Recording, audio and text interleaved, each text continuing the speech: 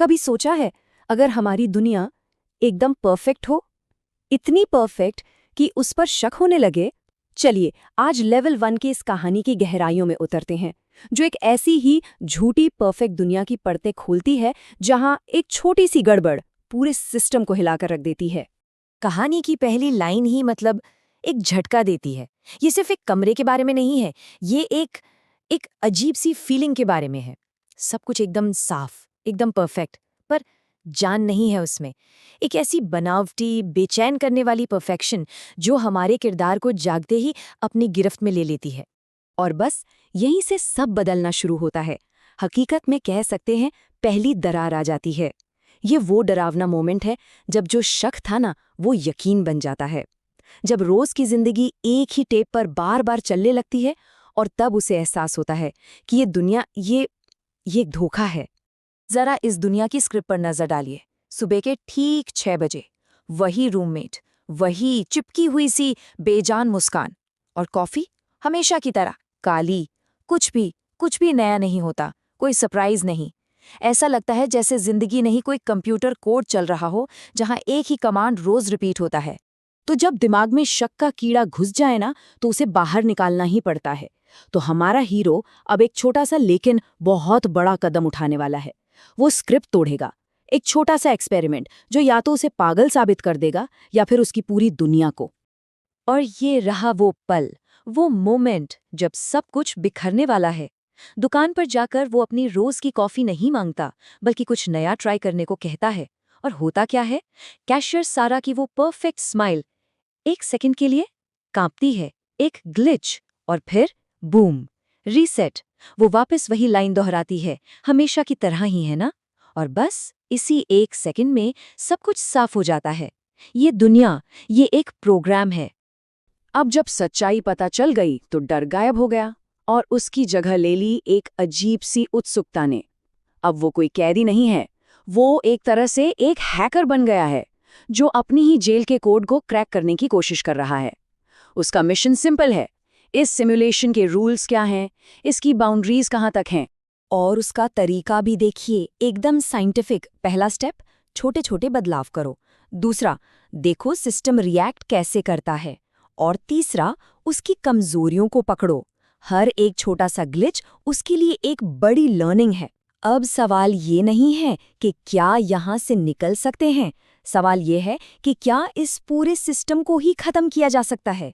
तो इसी खोजबीन के दौरान उसे एक पुरानी बंद पड़ी आर्केड मिलती है, और वहाँ एक क्लॉ मशीन में उसे कुछ ऐसा दिखता है जो इस बनावटी दुनिया में होना ही नहीं चाहिए। एक असली ठोस पुरानी चाबी। और जानते हैं सबसे अजीब बात क्या थी? उससे जीतने के लिए उसे सच में मेहनत करनी पड़ी, कोशिश करनी पड़ी। एक ऐसा एहसास जो इस सिमुलेशन में उसे कभी नहीं हुआ। वो चाबी, वो एक पुराने बक्से को खोलती है, और अंदर से जो निकलता है वो सब कुछ बदल देता है। एक जर्नल, और हैंडराइटिंग उसी की है, पर ये तब की है जब वो इस सिमुलेशन में फंसा नहीं था। ये एक मैसेज है जो उसने अतीत में खुद के लिए छोड़ा था, मतलब वो अकेला नहीं है। और ये कोई हादसा नहीं था। तो इस जर्नल के मिलते ही कहानी में एक नया मोड़ आता है। अब ये सिर्फ एक आदमी की आज़ादी की लड़ाई नहीं रही, नहीं, अब ये एक मिशन बन गया है, किसी और को ढूंढने का, किसी ऐसे को जो उसकी तरह ही जाग चुका हो। उम्मीद अब भी बाकी है। जर्नल में जो लिखा था उसे करना आसान नहीं था, बिल्कुल भी नहीं। असली पैसों से एक बर्नर फोन खरीदना, सीक्रेट जगहों पर कोड वाले मैसेज छोड़ना, और फिर इंतजार, हफ्तों का इंतजार, एक ऐसी खामोशी कि लगने लगा था शायद ये सब सिर्फ एक वहम है। और फिर एक दिन ड्रॉप बॉक्स में एक छोटा सा कागज का टुकड़ा मिलता है जिस पर सिर्फ एक शब्द लिखा था, हाँ। और उस एक हाँ का मतलब था एक मुलाकात। जगह, एक वीरान धूल भरी लाइब्रेरी। वहां उसकी मुलाकात होती है एलेक्स से। एलेक्स जो इस दुनिया में उससे कहीं ज्यादा पहले से जागा हुआ है, जो इस जेल की हकीकत को और बेहतर तरीके से जानता है। अब वो अकेले नहीं थे, अब गेम बदल चुका है, दांव बहुत बहुत बड़े हो गए हैं। एलेक्स के साथ आने के बाद प्लान अब छोटे मोटे ग्लिच पैदा करना नहीं है, नहीं, अब प्लान है सिस्टम को जड़ से खत्म करने का। उनका मिशन सिमुलेशन के दिल तक पहुंचना, उसके कोर तक, और उसे तबाह कर देना। लेकिन रुकिए, सिस्टम इतनी आसानी से हार नहीं मानने वाला। जैसे ही वो सर्वर फॉर्म में घुसते हैं, सिस्टम पलटवार करता है।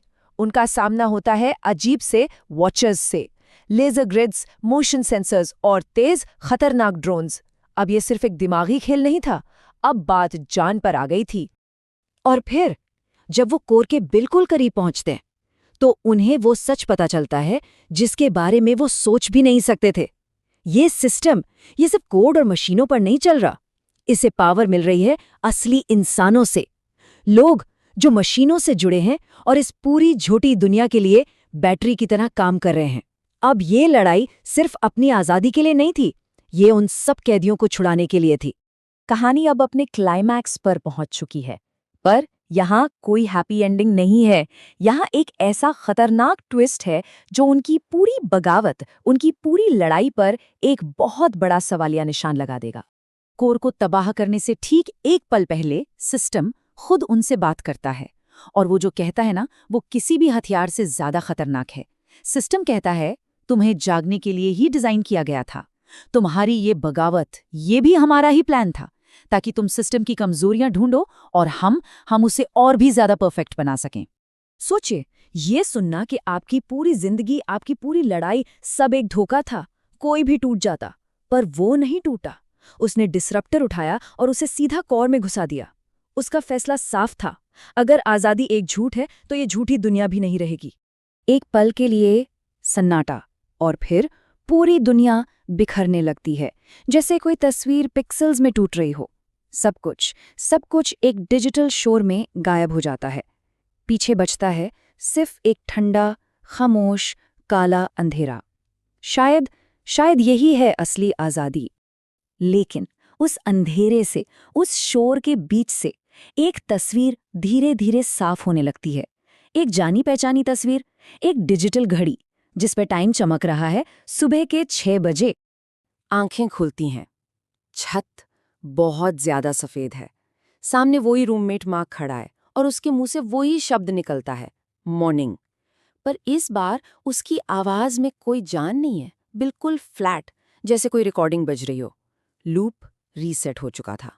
तो आखिर में ये कहानी हमें एक बहुत बड़े सवाल के साथ छोड़ जाती है। अगर किसी की बगावत भी एक स्क्रिप्ट का हिस्सा हो, अगर आज़ादी का सपना भी पहले से प्रोग्राम किया गया हो, तो ये जो कभी ना खत्म होने वाला लूप है, ये एक जेल है या फिर यही उसका मकसद है?